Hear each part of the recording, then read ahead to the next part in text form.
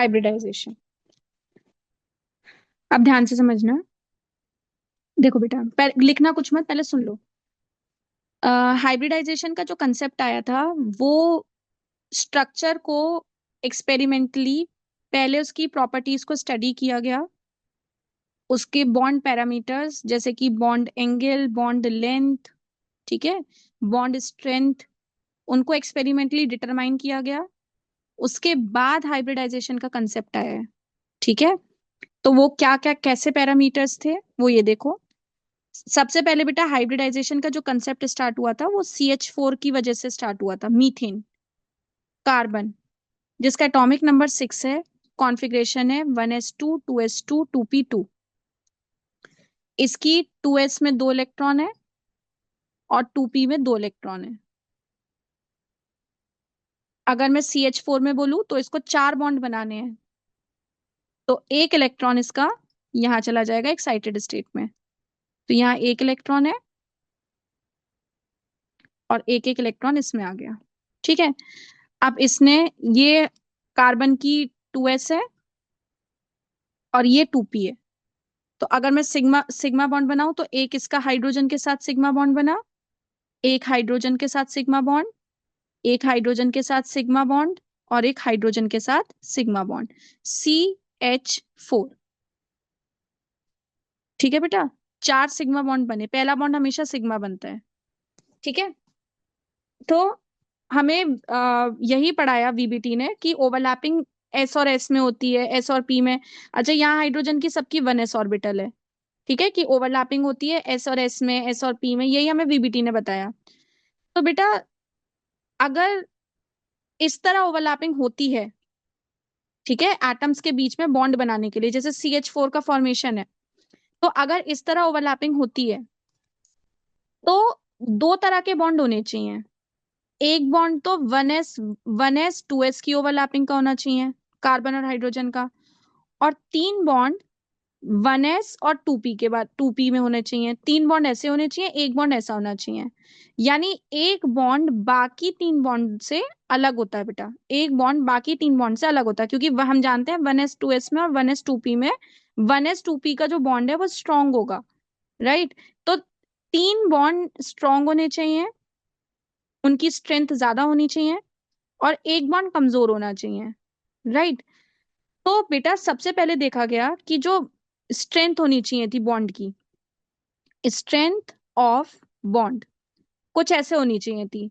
जो 3 बॉन्ड्स हैं जिनकी ओवरलैपिंग 1s और 2p के बीच में आ रही है, उनकी स्ट्रेंथ ज्यादा होनी चाहिए थी एक बॉन्ड से जिसकी ओवरलैपिंग 1s और 2s ऑर्बिटल के बीच में हो रही है।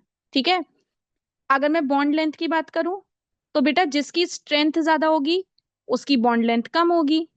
अब किसकी स्ट्रेंथ ज्यादा है, 1s और 2p की, यानी जो 1s और 2p की बॉन्ड लेंथ है वो कम होगी 1s और 2s की बॉन्ड लेंथ के। बेटा जितनी ओवरलैपिंग ज्यादा होगी ना, स्ट्रेंथ ऑफ बॉन्ड या ओवरलैपिंग, ठीक है, तो जितनी ओवरलैपिंग ज्यादा होगी, ओवरलैपिंग जितनी ज्यादा होगी स्ट्रेंथ बॉन्ड की उतनी ज्यादा होगी। ठीक है, बॉन्ड लेंथ उतनी कम होगी, तो यहाँ पे 1s 2p की बॉन्ड लेंथ क्या हो जाएगी, कम हो जाएगी, राइट।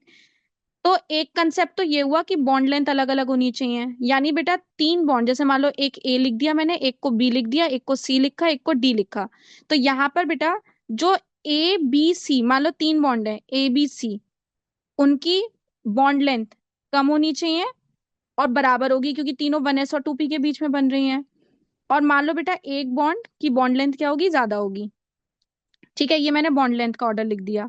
यहीं पे अगर मैं बॉन्ड स्ट्रेंथ की बात करूं, बॉन्ड स्ट्रेंथ की बात, तो बेटा बॉन्ड स्ट्रेंथ में जो 3 बॉन्ड है A B C, उनकी बॉन्ड स्ट्रेंथ ज्यादा होगी in comparison to D bond.